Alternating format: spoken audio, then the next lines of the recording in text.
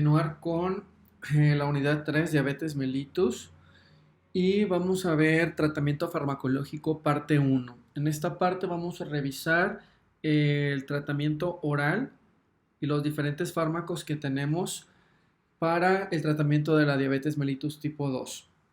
Entonces vamos a revisar las biguanidas, las sulfonilureas, las glinidinas, las tiazolidindionas, los incretin miméticos, los inhibidores de DPP4, los inhibidores de las alfa-glucosidasas, los inhibidores de CGLT2, las gliminas, y en la parte 2 vamos a ver las insulinas y algunos esquemas terapéuticos que podemos utilizar en la práctica del médico general. Pero primero vamos a revisar algunas cosas de las herramientas que tenemos de estos fármacos y vamos a empezar primero con las biguanidas. De las biguanidas tenemos 4, pero la única que está aprobada para el uso en diabetes mellitus tipo 2 es la metformina. La fenformina y la buporfina fueron retiradas del mercado por efectos secundarios, que ahorita vamos a revisar. Y el Proguanil, que es una biguanida, pero sirve como antipalúdico. Bueno, entonces el mecanismo de acción de las biguanidas, vamos a tener que recientemente se ha descrito el mecanismo exacto o más exacto de las biguanidas, sobre todo de la metformina. En un principio, el mecanismo molecular propuesto era la activación del biosensor energético AMPK, y como ya hemos revisado en otras clases, AMPK controla las vías catabólicas y las vías anabólicas. Entonces, a través de AMPK, si tú activas AMPK, vas a controlar el catabolismo y vas a disminuir el anabolismo, y por lo tanto vamos a tener efectos antihiperglucemiantes por actuar a nivel extrahepático, aumenta la sensibilidad a la insulina en tejido hepático y tejidos periféricos. Normalmente esta es pregunta de examen porque actualmente es el único medicamento que tiene la posibilidad de sensibilizar a los tejidos a la insulina, y ahorita vamos a ver por qué.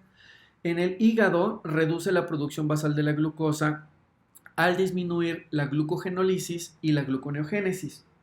En el músculo esquelético aumenta la captación y utilización tisular de la glucosa, y en el intestino retrasa la absorción intestinal de glucosa. Normalmente estos son los efectos que te van a preguntar, o el mecanismo de acción de la metformina y los efectos fisiológicos que tiene este fármaco.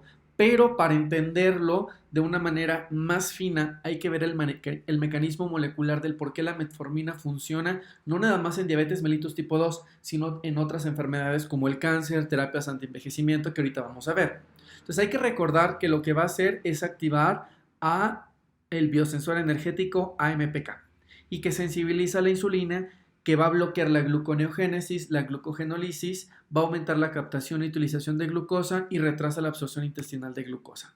¿Cómo lo hace? Bueno, la metformina actúa sobre la mitocondria. ¿En qué parte de la mitocondria? Va a actuar sobre el complejo 1 de la cadena respiratoria. Ustedes saben que la mitocondria es la fuente energética de la célula y genera altas concentraciones de ATP. Y esto lo hace porque el acetilcoenzima A va a generar, a través de su catabolismo, va a generar NADH y FADH, que va a pasar por los diferentes complejos en la matriz mitocondrial, o en la membrana interna mitocondrial, perdón. Y esto lo que va a hacer es un transporte de protones hacia afuera, los cuales van a tratar de regresar por el complejo 5, y el complejo 5 tiene la actividad de ATP sintasa, generando grandes cantidades de ATP. Entonces, de esta manera, la célula genera grandes concentraciones de ATP, y la célula sensa que tiene una alta concentración de energía, y por lo tanto la célula está lista para hacer anabolismo, y va a hacer glucosa de nuevo y va a utilizar todas las vías de este tipo. Sin embargo, si nosotros con la metformina bloqueamos el complejo 1, vamos a disromper la acción de la cadena respiratoria, y lo que va a pasar es que va a disminuir los niveles de ATP de la célula. Entonces, la metformina aparentemente entra a través de un canal que se llama OCT1, que se encuentra en la membrana plasmática de la célula, llega a la mitocondria, bloquea el complejo 1 y entonces aumentan los niveles de NADH porque no pueden entrar a la cadena respiratoria y van a disminuir los niveles de ATP. Entonces, ¿quién se da cuenta de esto? El biosensor energético. ¿Quién es el biosensor energético? AMPK. Entonces, AMPK, cuando estamos en altas cantidades de ATP, AMPK va a estar desfosforilada y va a estar inactiva. Y eso entonces hace creer a la célula que nosotros tenemos altas concentraciones de energía y está lista para generar vías anfibólicas entre las que se encuentra la gluconeogénesis. Sin embargo, si tenemos una caída en los niveles de ATP, aumentan los niveles de AMP porque no se pueden utilizar para hacer ATP y entonces la célula detecta que tenemos una baja concentración de energía y activas AMPK. Entonces, AMPK fosforilado sensa y dice que la célula no está con gran cantidad de energía y no le conviene hacer gluconeogénesis, no le conviene hacer glucosa de nuevo. Por lo tanto, en su vía de señalización en el hepatocito va a bloquear los genes relacionados a la gluconeogénesis. Entonces, el hepatocito ya no produce glucosa de nuevo. Si ustedes recordarán en las clases anteriores de patogénesis y de fisiopatología de la diabetes mellitus tipo 2, ustedes sabrán que la gluconeogénesis en el hepatocito, en el paciente diabético, está aumentada. Y esto es debido a que la célula alfa pancreática produce grandes cantidades de glucagón y glucagón estimula la gluconeogénesis hepática. Por lo tanto, la metformina bloquea los efectos del glucagón, bloqueando la gluconeogénesis, no teniendo elevaciones de glucosa dadas por esta vía. También ustedes recordarán que en el músculo, la célula muscular, al haber altas cantidades de ácidos grasos libres, prefiere utilizar los ácidos grasos libres como fuente energética y la glucosa la deja a un lado. Entonces, toda la glucosa que está produciendo el hígado no la toma el músculo y entonces hace hiperglucemia. Por el otro lado, también el bloquear el complejo 1 y disminuir las cantidades de ATP y aumentar las cantidades de AMP, lo que hace es que va a bloquear la vía de la gluconeogénesis y va a estimular la vía de la glucólisis. ¿Cómo lo hacemos? Ustedes recordarán en la unidad 2, cuando vimos metabolismo intermedio, que esta vía de glucólisis y gluconeogénesis estaba controlada por 3 pasos, por 3 enzimas.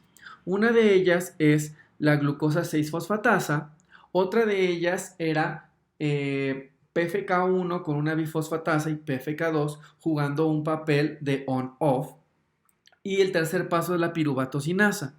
Entonces, los niveles altos de AMP van a bloquear a la bifosfatasa, por lo tanto, la vía va a ir hacia glucólisis. Por el otro lado, me vas a bloquear a la piruvatocinasa, por lo tanto, la vía me va a ir hacia glucólisis. Y entonces, en el hepatocito va a disminuir la producción de glucosa, pero vas a aumentar también la glucólisis. Si ustedes recordarán también, el glucagón estimula a un receptor acoplado a proteína G, y esta proteína G es G-alfa-S, y G-alfa-S estimulaba la adenilatociclasa, aumentando los niveles de AMP cíclico, estimulando AMPK, APKA, y PKA lo que hacía era fosforilar a PFK2 con la bifosfatasa, apagando a PFK2 y prendiendo a la bifosfatasa. Por el otro lado, a través de vías de calcio y de factores de transcripción relacionados a AMP cíclico, estimulabas la gluconeogénesis y disminuías la toma de glucosa y aumentabas la gluconeogénesis. Esto es la vía normal del glucagón. Revisen el tema de glucagón y del metabolismo intermedio. Pero cuando la metformina bloquea el complejo 1, disminuyen los niveles de AMP y caen los niveles de ATP. Entonces, al tener una disminución en el ATP, la adenilatociclasa ya no tiene substrato para producir AMP cíclico y la vía estimulada por glucagón es inactivada. Por el otro lado, ustedes recordarán que el hepatocito va a tomar los ácidos grasos libres, los va a volver a esterificar en triglicéridos y estos se van a almacenar en el hígado y va a generar esteatosis hepática. ¿Qué hace la metformina aquí? La metformina bloquea el complejo 1, aumenta los niveles de AMP, activas AMPK y AMPK inactiva fosforila a la enzima encargada de tomar el acetilcoenzima a malonilcoenzima A en la vía de la lipogénesis. Entonces, cuando los niveles de malonilcoenzima A disminuyen, es la acetilcoenzima A carboxilasa, que es la enzima clave, está inactivada, entonces bloqueamos la lipogénesis. Y entonces a los niveles bajos de la malonilcoenzima A, ustedes recordarán que esta bloqueaba la carnitina palmitoiltransferasa 1. Entonces, como que en los niveles de malonilcoenzima A, prendes a la carnitina palmitoiltransferasa 1 y entonces empieza a hacer beta oxidación. Por lo tanto, va a tener una disminución en la lipogénesis y un aumento en la oxidación de ácidos grasos. Esto entonces lo que hace es disminuir los triglicéridos que fueron depositados en el hepatocito y aumentas la sensibilidad hepática a la insulina y a efectos a largo plazo disminuyes la gluconeogénesis. Por el otro lado, ustedes recordarán que los substratos de la gluconeogénesis puede ser el glicerol y el lactato.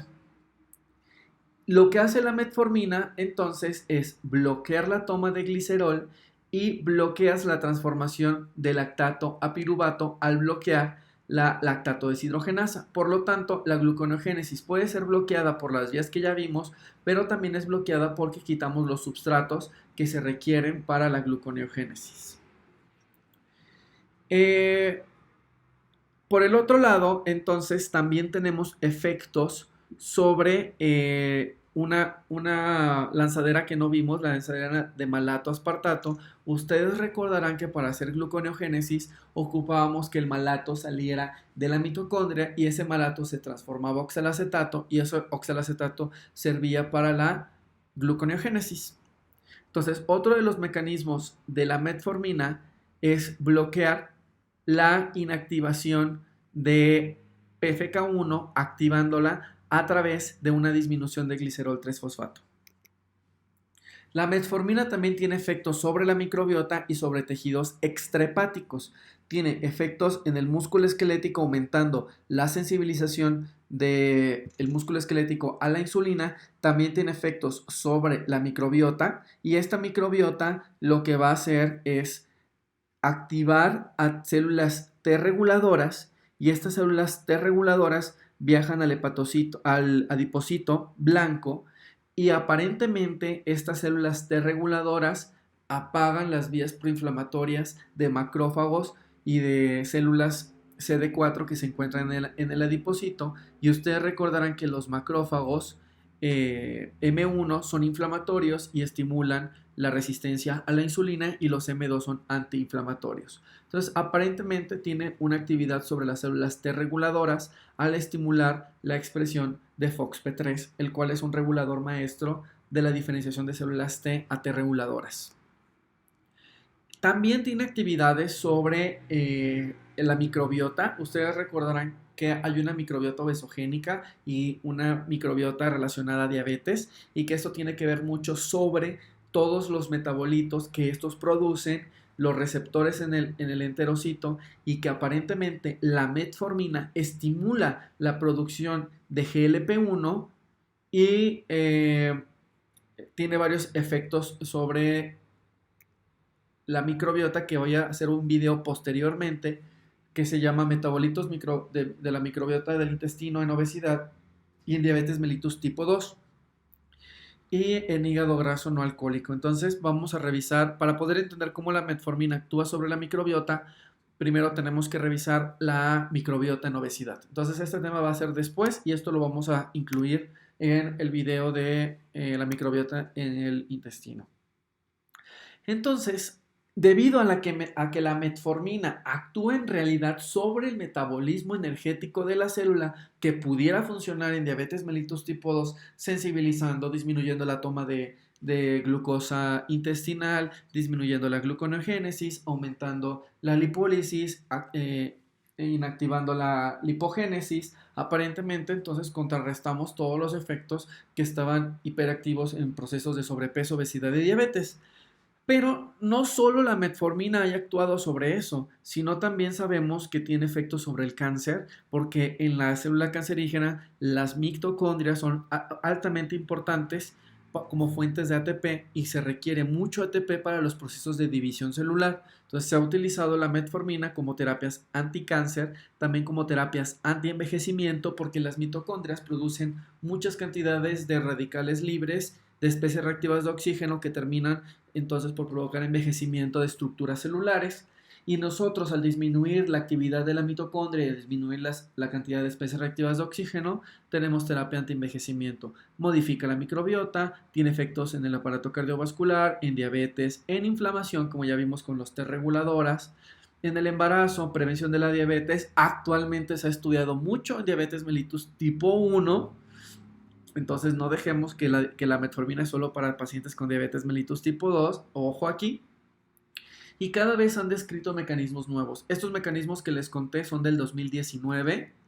Y antes se creía, antes no se sabía el mecanismo de acción, después se supo que era el ABPK y ahora sabemos que es contra el complejo 1. Aunque es muy debatible porque las dosis para inactivar al complejo 1 son supraterapéuticas, entonces aparentemente tiene otros efectos. Además que se han descrito efectos dependientes de MPK e independientes de MPK. Pero bueno, eso es otro tema. Aquí lo que nos interesa entonces va a ser la farmacología en diabetes mellitus tipo 2, pero ya hicimos una introducción a cómo funciona. ¿En dónde está indicado? En pacientes con reciente diagnóstico de diabetes mellitus tipo 2, con o sin sobrepeso, u obesidad que no tiene control glucémico con dieta y ejercicio. Es el fármaco de primera elección, lo podemos utilizar en monoterapia o en terapia combinada. La ADA 2020 te dice, siempre vas a empezar con metformina, sí o sí. Tenemos tabletas de 500, 850 y de 1 gramo, son muy económicas. Vamos a empezar con una dosis, aquí va a depender mucho de cómo quisieras empezar. Te dice que podemos iniciar con 500 miligramos al día. El promedio son 1500, 750 y 750. No hay presentaciones de 750. Y el máximo es 2550 miligramos por día. O sea, una tableta de 850 en el desayuno, una en la comida y una en la cena. Sin embargo, la metformina tiene efectos secundarios y nosotros tenemos que empezar con dosis pequeñas de la metformina mientras el paciente tolera. Si tú eres muy agresivo en el tratamiento y empiezas con 850 miligramos en el desayuno, comida y cena, la probabilidad de que tengas efectos secundarios es más alto.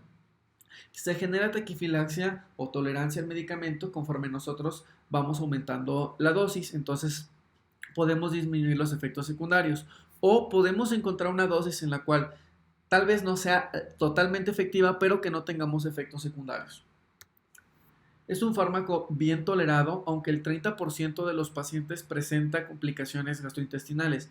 Puede ser diarrea, náusea, vómito, dolor abdominal, alteración del gusto, cefalea, pérdida del apetito, flatulencias, etc. El más común es diarrea y es un problema porque de todos los medicamentos que vamos a ver que se encuentran en el mercado, únicamente la metformina tiene la capacidad de sensibilizar las células a la insulina. Ninguno de los fármacos que vamos a ver va a tener este efecto. Entonces, si el paciente no te tolera la metformina, tienes un serio problema porque no lo vas a poder trabajar con otro. Y la otra manera que tenemos para sensibilizar a las células es bajando de peso al paciente. ¿De acuerdo? Entonces vamos a tener mucho cuidado con esto. ¿Qué les recomiendo yo? Puedes iniciar con media tableta de 850 miligramos en la mañana y en la noche por una semana y vemos si tolera bien el tratamiento. Si la tolera, podemos poner media, media y media en el desayuno, en la comida y en la cena. Puede ser antes, durante o después del alimento. Yo le recomiendo que durante el alimento, aunque aumenta también las náuseas, pero es para que no se le olvide al paciente. Después de eso, nosotros, dependiendo de la respuesta clínica que tengamos, midiendo las glucosas en ayuno y después de las 2 horas, podemos ir midiendo los niveles de glucosa. En ayuno deben de estar entre 80 y 130 y postprandiales deben de estar menos de 180. Si nosotros alcanzamos esa dosis, estas concentraciones de glucosa con la dosis que tú tengas de metformina, ahí te puedes quedar. Si no, podemos aumentarle la dosis. No se trata tampoco de ir aumente y aumente la dosis. Hay que trabajar con la dieta y el ejercicio. La metformina nos ayuda porque nos sensibiliza y tiene efectos sobre la vía del glucagón y tiene efectos sobre la lipólisis. Ahora, no esperemos que a la semana ya tengamos resultados. Nos toma aproximadamente 3 a 6 meses tener un buen control en el paciente diabético tipo 2. Vamos a tener buenos resultados. Como vimos que tiene efectos sobre la lipólisis, sobre una disminución de la concentración energética que tiene la célula, el cuerpo entra en un catabolismo y entonces podemos perder peso. Es uno de los efectos de la metformina, pero no es drástico. De hecho, es muy poco. Eh, en algunos pacientes, muy pocos, podemos generar acidosis láctica. Esto es debido a que, como ustedes vieron, bloquea la lactato deshidrogenasa y no se transforma el lactato en piruvato. Entonces se acumula lactato y esto puede generar una acidosis láctica, sobre todo cuando usas dosis por arriba de 2550 y tienes al paciente en un ejercicio aeróbico extenuante.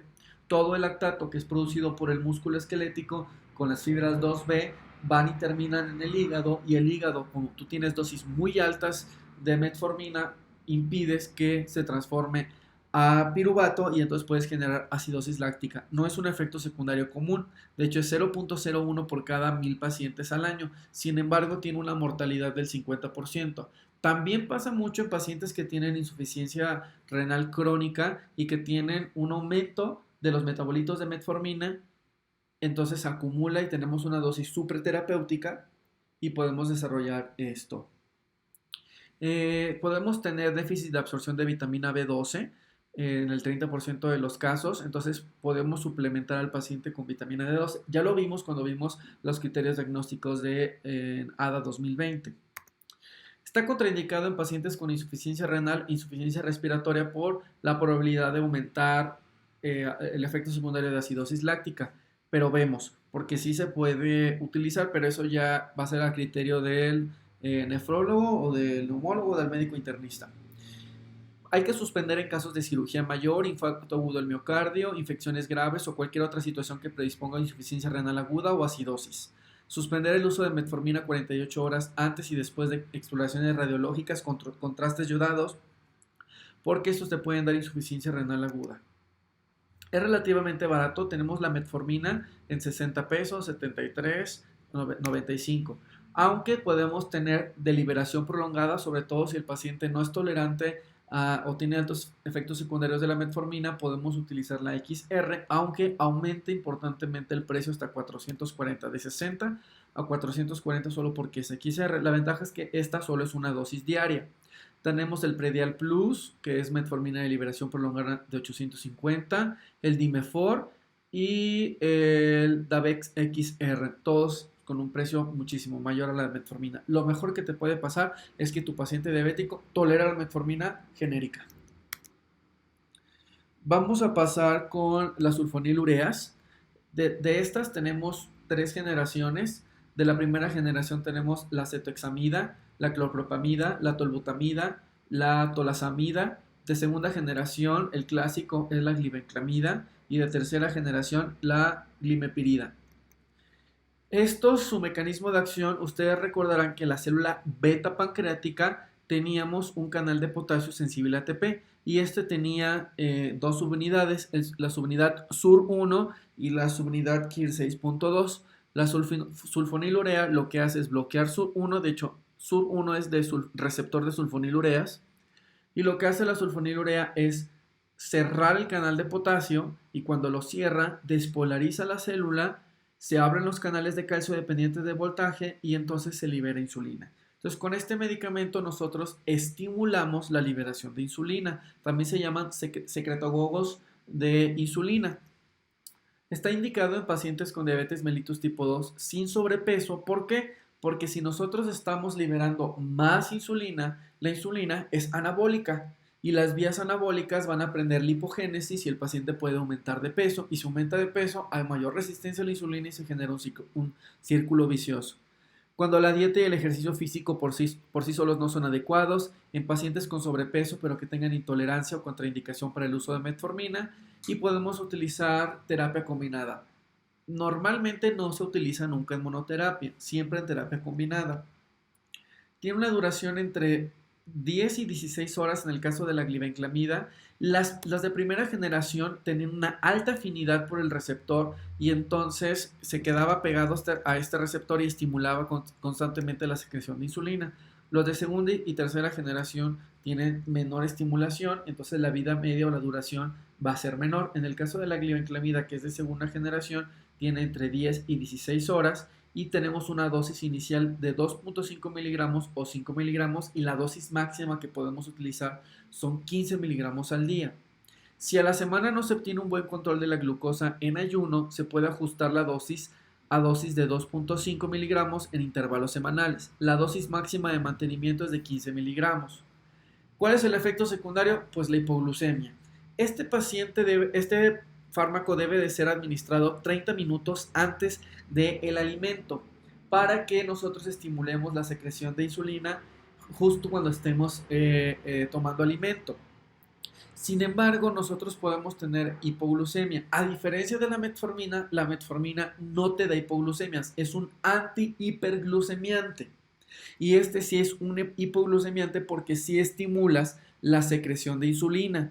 Puede ser tanto que puedes generar hipoglucemias graves, sobre todo en pacientes con edad avanzada, que se toma el medicamento y no coma, en insuficiencia renal o hepática y si consume alcohol. Se presenta un ligero aumento del peso, otros efectos secundarios raros, pero que son letales: la aplasia medular, la granulocitosis, anemia hemolítica, trombocitopenia, rash, púrpura, prurito, eritema nodoso, hiponatremia, efecto antabús junto con la clorpropamida. Está contraindicado en pacientes que tengan antecedentes de reacciones alérgicas a las sulfamidas y a los diuréticos tiacídicos. Si el paciente tiene este antecedente, no se te ocurra dar sulfonilureas porque tienen una estructura química similar. En diabetes mellitus tipo 1, evidentemente porque ellos ya no tienen células beta, entonces de nada sirve estar estimulando a un canal que ya no existe. O secundaria enfermedad pancreática. En cetoacidosis diabética, en el embarazo y la lactancia, en cirugía mayor a enfermedad grave, en enfermedad hepática. Si es leve, se puede utilizar la glipizida. En enfermedad renal, si es leve o moderada, puede usarse la gliquidona, la glicazida o la glimepirida. Es barata. La glibenclamida de 5 miligramos cuesta 30 pesos. Hay combinación de metformina con glibenclamida, 123 pesos. De la glimepiridina es un poquito más cara, que es el de tercera generación, desde 156 hasta 329 con 15 tabletas y estos con 30. Entonces sí sube un poquito más. Yo no uso las sulfonilureas. ¿Por qué? Porque si ustedes recordarán en la historia natural de la enfermedad, el paciente diabético tiene una sobreproducción de insulina, haciendo que la célula beta esté trabajando de más para tratar de compensar la resistencia a la insulina. Entonces, finalmente tenemos un agotamiento de la célula beta. Si tú das sulfonilureas, lo que ocasionas es que estás sobreproduciendo insulina, aumentando entonces el trabajo de la célula beta y entonces estás acortando el tiempo de evolución de la diabetes, generando que haya una disminución de las células beta muchísimo más rápido que si no tuviera la sulfonilurea. Ahora, esto podemos tener a un paciente con buen control con la glibenclamida, pero siempre teniendo en cuenta que lo que estamos haciendo únicamente es aumentar la producción de insulina. Entonces, si esa es la cuestión, pues inyecta insulina. ¿Para qué haces trabajar más a la célula beta pancreática produciendo insulina si vas a terminar en un agotamiento de la masa celular beta? Si ese es el caso, da insulinas. ¿De acuerdo? Entonces, a mí no me gusta, puedes generar hipoglucemias, no es tan fácil controlar al paciente. Hay médicos que hacen terapia combinada, metformina con glibenclamida. Por un lado estamos sensibilizando, por el otro lado estamos aumentando los niveles de producción de insulina, pues siempre y cuando el paciente haga dieta y ejercicio. O sea, ese es lo mejor.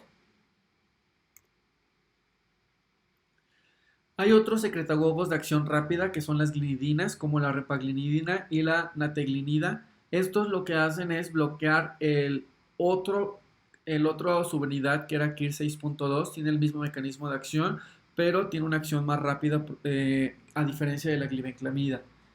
Está indicado en pacientes con diabetes mellitus tipo 2 cuya hiperglucemia no puede seguir siendo controlada con dieta y reducción de peso y ejercicio. Podemos combinarla con metformina en pacientes con diabetes mellitus tipo 2 que no se controlan satisfactoriamente con metformina en dosis máxima en monoterapia. Si tienes un paciente que con dosis máxima de metformina no controla su diabetes, voltea a ver que está haciendo la dieta, que está haciendo ejercicio y que esté bajando de peso.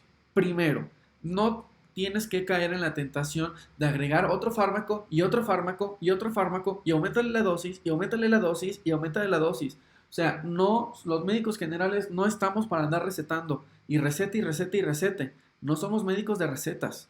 Ni somos médicos de, tienes los triglicéridos altos, fármaco. Tienes el colesterol alto, el fármaco. Tienes la glucosa alta, metformina, glibenclamida, GLP-1. De eso esto no es medicina. Eso es aprenderse nada más entonces un catálogo de medicamentos. Y si es A, pones fármaco 1. Si tienes B, fármaco 2. Eso no es medicina. La medicina es tener un paciente enfrente y decir, a ver, ¿qué pasa? ¿Por qué el paciente me tiene hiperglucemias? ¿En dónde estamos en la historia natural de la enfermedad? ¿Estamos en un síndrome metabólico? ¿Estamos en una prediabetes? ¿Estamos en una diabetes tipo 2? ¿La tenemos de inicio temprano o de inicio tardío, o ya de avanzado, tardío o ya con complicaciones? ¿En qué punto de la historia natural de la enfermedad estamos? Ok, entonces estamos en un paciente diabetes mellitus de inicio temprano que tampoco tiene hiperglucemias tan altas y que aún tiene sobrepeso o obesidad. Va, dieta, ejercicio, metformina. No se controla con dosis máximas de metformina. En lugar de voltear a ver a darle otro fármaco y otro fármaco, hay que pensar, la metformina no está actuando con dosis máximas en los niveles que nosotros queremos porque el paciente no te ha bajado de peso. Entonces, tenés que, aquí en este punto, voltear a ver el tejido adiposo y decir, ¿quién es el malvado aquí? Es el tejido adiposo. ¿Para qué voltear a ver a la beta pancreática haciendo que produzca más insulina? Voltea a ver al tejido adiposo y entonces podemos decir, le voy a meter una fentermina, un anorexigénico, una dieta de 1200, 150 a 300 minutos de ejercicios semanales y baja de peso. Y si te quieres controlar, tienes que bajar de peso. No te voy a agregar otro fármaco, porque esto no se trata de regularte con pastillas, ni con fármacos, ni tener una farmacia ambulante. Habrá casos donde sí requiramos, pero en la historia natural de la enfermedad, si tú la entiendes, sabes que entonces aquí el enemigo número 1 es el tejido adiposo y donde tenemos que voltear a ver, antes de voltear a ver agregarle un segundo fármaco. Está indicado en pacientes cuya contraindicación sea de sulfonilureas porque sean alérgicos a las sulfamidas o los diuréticos tiacídicos y especialmente útiles cuando predominan hiperglucemias postprandiales y tiene mejor seguridad en ancianos y en casos de insuficiencia renal.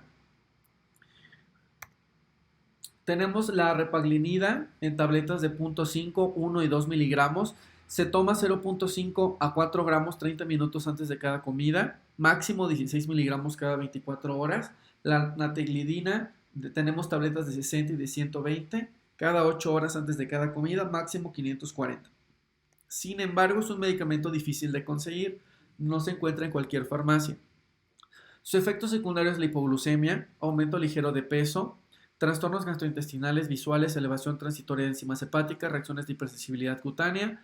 No podemos darlos con inhibidores de la MAO, beta bloqueadores no selectivos, IECA, salicilatos, AINES, alcohol, tiazidas, corticoides, levotiroxina y simpaticomiméticos. Es un error utilizar glinidinas más T3, perdón, como el Novotiral, que es una combinación de T3 y T4.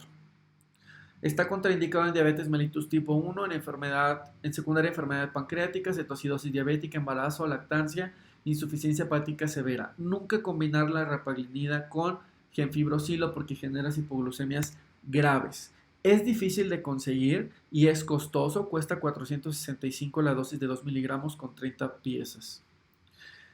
Otro de los grupos de los fármacos son las tiazolidindionas o también llamados glitazonas y tenemos la rosiglitazona, la pioglitazona y la troglitazona.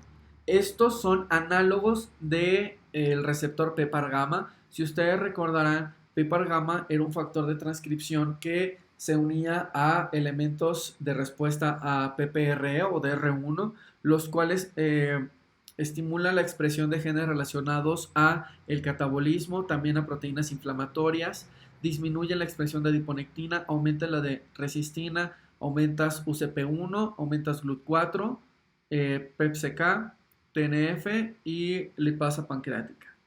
Entonces nosotros en un principio se creía que si tú tienes, perdón, de adiponectina lo aumenta. Si tú tienes un análogo de tiazolidionas, estimulas la expresión de estos genes cuyos efectos van a tener disminuir la resistencia a la insulina, la diferenciación del adipocito es modificada a un adipocito pardo, se inhibe la angiogénesis inducida por el factor de crecimiento endotelial vascular, los niveles de la leptina disminuyen, causa un aumento del apetito, caen los niveles de ciertas interleucinas, por ejemplo interleucina 6, y aumenta los niveles de adiponectina. Entonces, pues era maravillosa porque las tiazolidionas era otro fármaco que sensibilizaba las células a la insulina, disminuía las proteínas inflamatorias, aumentabas entonces la producción de adiponectina que promueve la sensibilidad, tienes un adipocito que expresa UCP1, por lo tanto tienes mejor utilización de ATP, puedes bajar un poco de peso también, aumenta la sensibilidad de la leptina. Sin embargo, el receptor PPAR gamma, como ya vimos cuando vimos los anteriores temas, no nada más es expresado en tejido adiposo y en hígado, sino también es expresado en músculo, en sistema nervioso central. Por lo tanto, han sido retiradas del mercado por riesgo cardiovascular en el caso de la rosiglitazona, cáncer de vejiga en el caso de la pioglitazona y hepatitis farmacológica en el caso de troglitazona. Son retiradas ya en muchos países, en México todavía se venden, yo no las recomiendo usar justamente por estos riesgos. Aparte no son tan baratas, la rosiglitazona está en 799 con 14 tabletas, la pioglitazona 300, 250 y tenemos la genérica de 135 con 7 tabletas. Entonces sí son relativamente caras.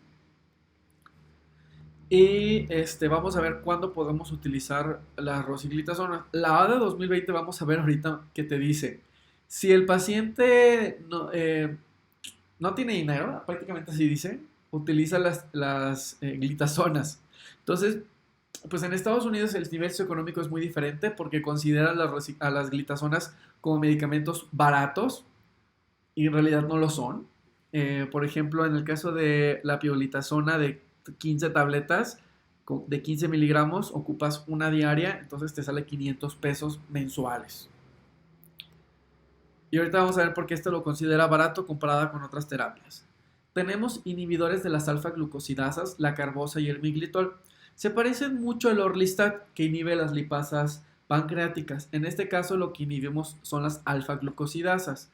Entonces tiene un efecto antihiperglucemiante porque inhiben de forma competitiva y reversible a las alfa-glucosidasas que están presentes en las microvillosideas intestinales y que son responsables de la degradación de los oligosacáridos como sacarosa y maltosa en monosacáridos que sí se pueden absorber como la glucosa, la fructosa y galactosa, retrasando la absorción de estos carbohidratos.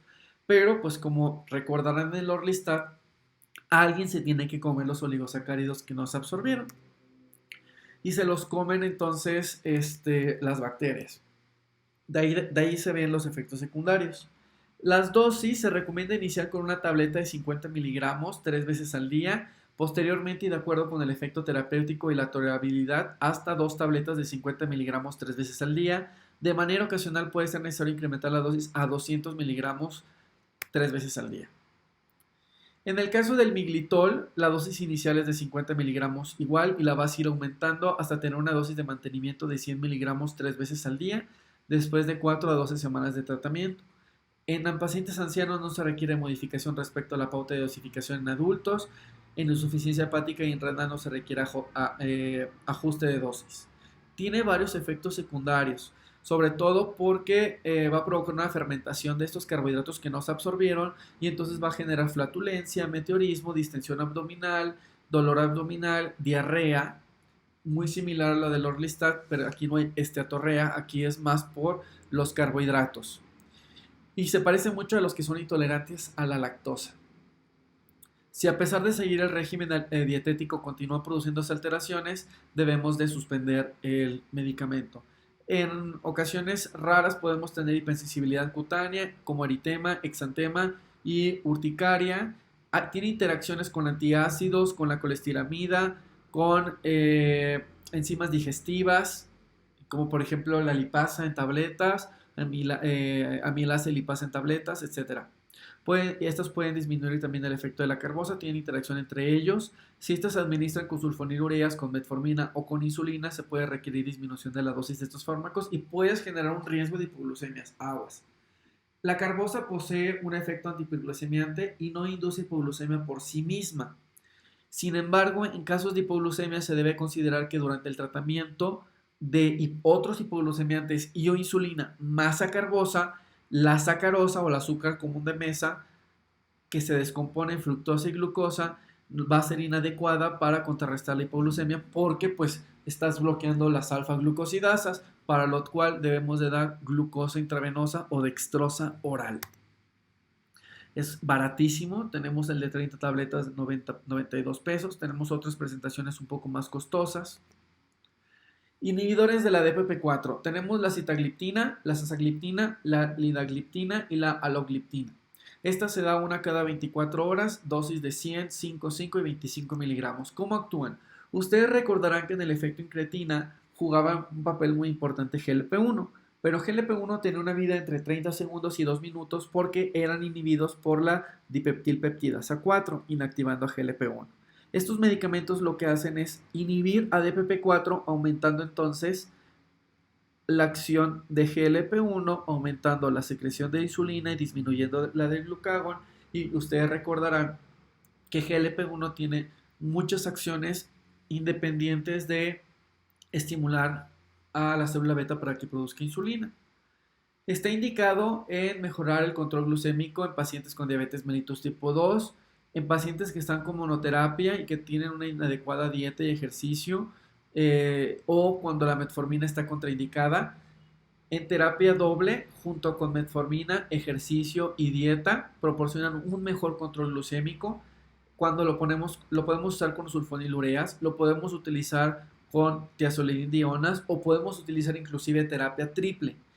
Inhibidores de DPP4 más sulfonilureas, más metformina, más dieta, más ejercicio, lo podemos utilizar con tiazolidindionas, metformina y inhibidores de DPP4, o lo podemos utilizar con metformina, insulina y inhibidores de la DPP4. Sin embargo, como yo les comenté, no se trata de hacer terapias triples, hay que voltear a ver cuál es el problema en este paciente y no se trata de, bueno, pues si no te controlaste con metformina, vamos a agregar una tiazolidindiona, vamos a agregar una sulfonilurea, no tengo buen control, pues ahora vamos a intentar con un inhibidor de la DPP4. No se trata de eso, aunque lo podemos hacer.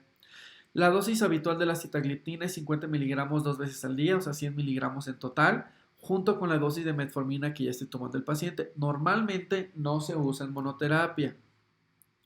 La sitagliptina está contraindicada en pacientes que tienen hipersensibilidad al fármaco, al excipiente. Se han visto anafilaxia, angedema, reacciones cutáneas. Se producen los primeros 3 meses del tratamiento. La debemos de suspender si tienen algunos efectos secundarios de este tipo. No debe ser utilizada en pacientes con diabetes mellitus tipo 1 porque de nada va a servir. O en el tratamiento de cetocidosis diabética. Cualquier paciente con diabetes mellitus tipo 2 previamente bien controlado con sitagliptina sola o con algún fármaco que desarrolle posteriormente anomalías de laboratorio o enfermedades clínicas, especialmente enfermedad vaga y mal definida, debe evaluarse si tenemos la aparición de cetocidosis o acidosis láctica. Se han descrito casos de pancreatitis aguda después de la administración de sitagliptina, etc. Tiene varias reacciones adversas. Pero como siempre se pone con otros medicamentos, puede ser que estas reacciones adversas sean dadas por los otros medicamentos que están intensificados por los inhibidores de DPP4. Podemos tener hipoglucemia, cefaleas, estreñimiento, mareos, etc. Son caras y normalmente vienen combinadas con metformina. Tenemos la sasagliptina con metformina, 606 con 28 tabletas, o 600 con 14 tabletas en el caso de 5 miligramos con 1000 de metformina.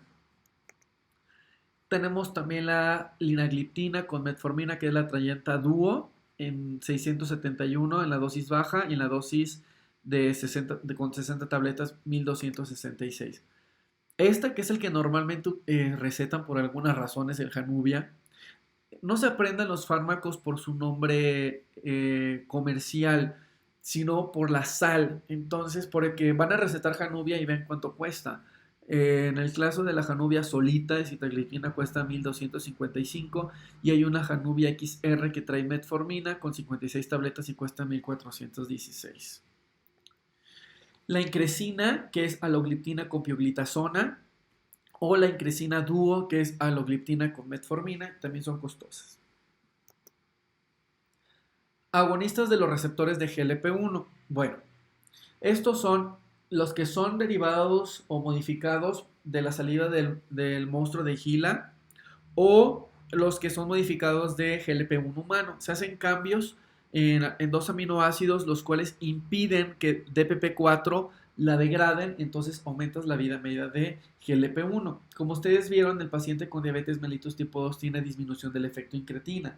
Entonces podemos bloquear a DPP4, pero si tenemos poquita GLP-1, el efecto no va a ser tan notable que si nosotros mejor damos GLP-1, que aparte es resistente a DPP4.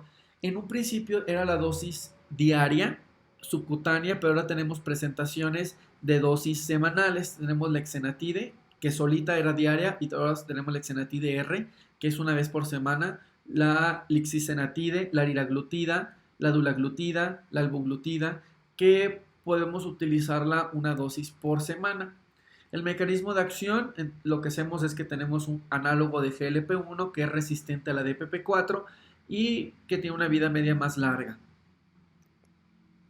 Hay efectos secundarios raros, podemos tener pancreatitis, nasofaringitis, bronquitis, hipoglucemias, anorexias, disminución del apetito, cefalea, mareo, aumento de la frecuencia cardíaca, náuseas, diarrea, vómito, dispepsias, o sea, podemos tener de todo, sobre todo las gastrointestinales, estreñimiento, gastritis, flatulencia, distensión abdominal, ergia, malestar abdominal, reacción en el lugar de inyección, aumento de la lipasa y de la amilasa, pancreatitis aguda. Son medicamentos costosos. Tenemos la Exenatide de 2 miligramos con 4 piezas. O sea, esto te dura un mes y cuesta 3,000 pesos. Es una dosis semanal. Tenemos la liraglutida con 3 ampolletas en 4,824 para 3 semanas.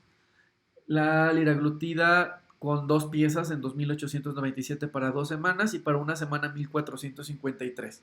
Entonces, por eso les decía que la ADA 2020 te decía que las tiosilindionas que te cuestan 500 pesos mensuales son para pacientes que no tienen recursos y para los pacientes que sí tienen recursos utilizar los análogos de GLP. Sin embargo, creo desde mi perspectiva, el paciente, un común mexicano que tiene un salario, ya no hablamos del salario mínimo, este tratamiento es altamente costoso. Son casi 5,000 pesos mensuales del puro fármaco. Y no siempre vamos a tener un buen control en el fármaco. Entonces tenemos los anteriores, la Exenatide y la Lixisenatide, que era diarios o 2 veces al día, y ahora los de acción prolongada como la liraglutida y la Exenatide RR, que es una vez por semana. También tenemos la liraglutida, estos que son de liberación prolongada. Tenemos los inhibidores de CGLT2, como la canagliflozina, la dapagliflozina y la empagliflozina. No recuerdo muy bien de dónde vienen. Sé que vienen de una flor. O sea, vienen de una planta. No son no son sintéticas, o sea, no vienen de, de bioinformática donde se ve el docking, etcétera, sino que son derivados de algunas plantas. Dame un segundo que lo estoy buscando, a ver si no. ¿De qué planta viene? De la hierba de San Juan, justamente, en la hierba de San Juan Es una hierba mexicana, bueno, que en México se conoce como hierba de San Juan y es utilizada en tés y que tiene efectos hipoglucemiantes justamente porque lo que hace es inhibir a CGLT2. Ustedes recordarán que el paciente diabético tiene un aumento en la reabsorción de glucosa y CGLT2 es un transportador de sodio-glucosa. Lo que hace es reabsorber la glucosa que se filtró en el glomérulo y entonces lo que hacemos al inhibir a CGLT2 es tirar la glucosa por la orina. Entonces nosotros podemos tener una hipoglucemia o un mejor control de la glucosa al tirar glucosa de la sangre hacia la orina. ¿Cuánto se puede tirar de glucosa? Hasta 400 kilocalorías de glucosa. Entonces tiene varias ventajas porque también se ha visto que disminuyes de peso con esas 400 calorías. Tiene interacciones con otros fármacos, aumenta el efecto de diuréticos y de deshidratación e hipotensión, aumenta el riesgo de hipoglucemia si se utiliza con insulina y secretagogos de insulina. Hay que ajustar la dosis para disminuir el riesgo de hipoglucemias. Yo no los utilizo nunca con otro hipoglucemiante. Inductores de las enzimas UGT, la rifampicina reduce la concentración de canagliflozina, aumenta el efecto con colestiramida, precaución con digoxina o otros glucósidos cardíacos, el dabigatran, medicamentos transportadores de BCRP como la rosuvastatina, anticancerosos, y podemos tener laboratorios positivos a glucosa en orina, eso es normal. Y entonces, la canagliflozina en un principio estaba contraindicada en pacientes con diabetes mellitus tipo 1, ahora ya están aprobados.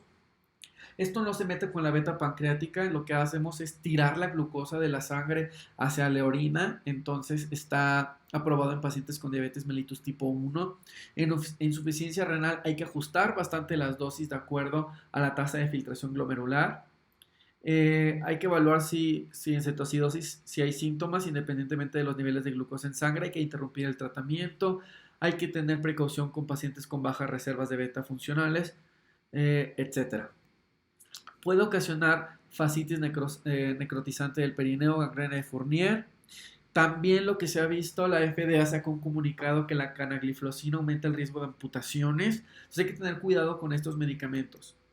Tenemos reacciones adversas. Obviamente, como estamos tirando glucosa en la orina, pues es un caldo de cultivo esto y podemos tener candidiasis vulvovaginales, balanitis, balanopostitis, infecciones de vías urinarias, pielonefritis, urosepsis, hipoglucemia si lo combinamos con insulina, sulfonilureas, estreñimiento, sed, náuseas, poliuria, poliaquiuria, dislipidemia, aumento del hematocrito y fotosensibilidad.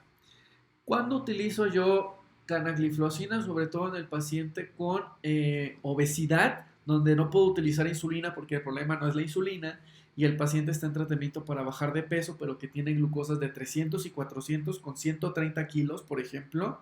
Y entonces le digo, bueno, podemos utilizar la canagliflozina que viene combinada con metformina, la Invokana Duo. Es costoso el medicamento, o la canagliflozina sola en 1400, son costosos estos medicamentos. Esta es de 300 miligramos y cuesta 1400. La de 150 con 1000 de metformina, 1400. Y también tenemos con 850 miligramos de metformina. Sin embargo, casi no la utilizo. Normalmente yo me baso en bajar de peso al paciente. Cuando lo he llegado a utilizar, a veces lo combino con fentermina porque el Invokana Duo, al sensibilizar a las células por un lado con la metformina, pero tirar glucosa al inhibir a CGLT2, pierdes 400 calorías de glucosa, lo cual entonces si tienes una dieta de 1800, pues te puedes bajar hasta 1400, haciendo que el paciente empiece a bajar de peso. Pero el cuerpo sensa estas hipoglucemias y lo que ocasiona es apetito y aumenta mucho el apetito, haciendo que el paciente quiera comer más y normalmente lo que comen son carbohidratos. Entonces es un arma de doble filo porque si nosotros estamos quitando 400 calorías con la canagliflozina y le da hambre al paciente y se come 600 o 700, pues no tiene caso. Entonces, cuando lo combinamos con metformina, con fentermina, perdón, fentermina y el Invokana Duo tiene mejores efectos porque por un lado estamos activando las vías catabólicas, Por el otro lado tenemos una reducción del nivel de calorías, tiramos 400 calorías en la orina y bloqueamos el apetito dado por la hipoglucemia. Pero aguas con la dieta que le pongas, porque si tú inhibes a CGLT2, puedes hacer hipoglucemias. Por eso el paciente debe de tener controles de glucosa, mínimo 4 controles de glucosa al día. Tenemos la dapagliflozina XR con metformina o dapagliflozina sola, que son costosas. Tenemos los amilin miméticos, como la pramlitide, es el único aprobado para DM1. Ahora ya tenemos los inhibidores de CGLT2, que también ya está aprobado en DM1. Sirve para bajar los niveles de la glucosa junto con la insulina, pero este no está disponible en México. Lo que hace en los pacientes con diabetes mellitus tipo 1, aparte de tener disminución de la insulina, también tiene disminución de la milina pancreática, y la milina tiene efecto sinérgico junto con la insulina. Entonces se desarrolló la pramlitidine, la cual es un análogo de la amilina, hace cambios de aminoácidos por prolinas y es un análogo de la milina, una pequeña hormona peptídica que las células beta del páncreas liberan junto con la insulina después de cada comida. Está completamente ausente en pacientes con diabetes mellitus tipo 1.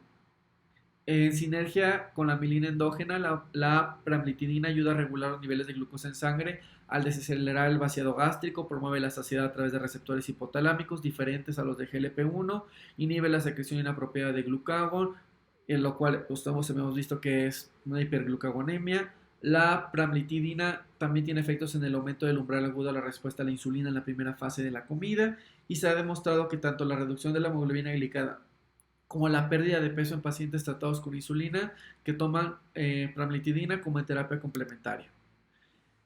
Tenemos, pero pues no son, aún en México no están. Y tenemos los nuevos fármacos que están todavía, creo que ya pasaron la fase 3, van a venir al mercado próximamente, a ustedes les va a tocar, que son las gliminas. El fármaco representante es la imeglimina, es por vía oral. Y lo que hace este es muy similar a la metformina, pero bloquea, este sí se sabe que está diseñado para bloquear al complejo 1 de la cadena respiratoria. Ustedes saben que el paciente diabético tenemos una alta producción de ATP y tenemos unas altas concentraciones de especies reactivas de oxígeno, etcétera. Entonces lo que hace la imeglimina es disminuir la tasa de producción de ATP. Tenemos efectos catabólicos al bloquear el complejo 1 muy similares a lo de la metformina. Disminuyes entonces las concentraciones de especies reactivas de oxígeno, entonces promueve la antiapoptosis de la célula beta. También tiene efectos sobre la célula endotelial, etc. Tiene efectos, a diferencia de la metformina, se ha visto que esta imeglimina preserva las células beta pancreáticas y las protege de la apoptosis. Y tiene diferentes ventajas si lo comparamos con la metformina, la pioglitazona, la sitagliptina y la empagliflozina. La imeglimina promueve la secreción de la insulina, disminuye entonces la producción de glucosa, aumenta la utilización de glucosa, no tiene nada que ver con la excreción de la glucosa como lo tendría CGLT2, y tiene beneficios comparados con otros fármacos, como por ejemplo tiene beneficio en complicaciones cardiovasculares y en el progreso de la enfermedad. Ahora, la ADA 2020 te da guías o algoritmos para cómo utilizar cada uno de los fármacos de acuerdo a las metas terapéuticas. Estamos en el 2020. Si tú eres estudiante de medicina, de aquí a que tú tengas práctica clínica o tengas un consultorio donde tengas que ver a diabetes mellitus tipo 2, esto ya habrá cambiado porque la ADA cada año saca recomendaciones. Entonces no lo vamos a revisar a fondo porque esto ya no va a ser válido el próximo año, va a cambiar. Algunas cosas sí se quedarán, la mayoría. Y si actualmente eres médico ya general o etcétera y estás revisando esto, tienes que ir a ver la ADA 2020 de este año. Pero prácticamente lo que te dice es que el tratamiento de primera línea siempre va a ser la metformina, incluyendo cambios en el estilo de vida, dieta y ejercicio. Si el paciente no tiene indicadores de alto riesgo, y tu hemoglobina glicada no está en el rango que tú querías, recuerden los criterios diagnósticos, ahí hablé de cuáles son los rangos de acuerdo a la edad del paciente, lo puedes completar, lo puedes ponerle fármacos que minimicen la hipoglucemia como las tiazolidindionas, los inhibidores de CGLT2, los análogos de GLP-1 o los inhibidores de DPP-4. Si tu paciente todavía no está en control, podemos combinarle a DPP-4 un inhibidor de CGLT2 o una tiazolidindiona. En el caso de análogos de GLP-1 puedes agregarle un inhibidor de CGLT2 o tiazolidindiona. En el caso de que inicies con CGLT2 como Invokana Duo, puedes ponerle un Exenatide, entonces el tratamiento ya sube hasta 6,000, 7,000 pesos mensuales o una tiazolidindiona. Si lo tienes con tiazolidindiona, puedes ponerle un inhibidor de CGLT2 o un inhibidor de DPP-4 o un análogo de GLP-1. Si todavía no lo tienes en rango, puedes utilizar agregando otros agentes, inclusive hasta tener una terapia cuádruple. Si no lo tienes en rango, puedes agregarle una sulfonilurea o insulina. Entonces, ya llegar a este punto donde ya intenté 4 y ya le voy a meter insulina, pues no creo que el problema no creo que el problema sea farmacológico definitivamente. Pero bueno, vemos. Si el costo es el mayor problema en el paciente, ponemos una sulfonilurea y una tiazolidindiona. Entonces, casi toda la población mexicana va a tener un problema en el costo porque no va a poder costearme una Invokana de 1,200 mensuales o un análogo de GLP-1 de 3,000 pesos mensuales. Si no lo tenemos en rango, tiazolidindiona o sulfonilurea, podemos utilizar esto. A mí no me gusta, sinceramente. Si no está en rango, te dice y no tiene dinero el paciente, vete a insulinas. Yo, palomita a eso.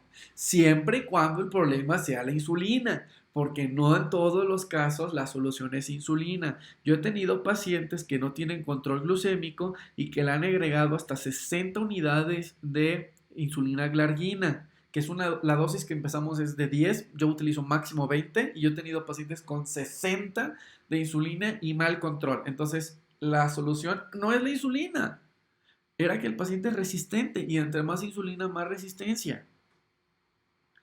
En el caso de que el paciente tenga factores de riesgo, te dice que podemos utilizar. Yo te recomiendo, aquí ya referencialo a la especialidad necesaria. Si tiene problemas cardiovasculares, a cardiólogo, si tiene problemas, etcétera. Aquí tú ya lo puedes derivar, ya no te lo quedes, ¿de acuerdo? Porque aquí la combinación con otros fármacos va a ser lo importante, ¿de acuerdo?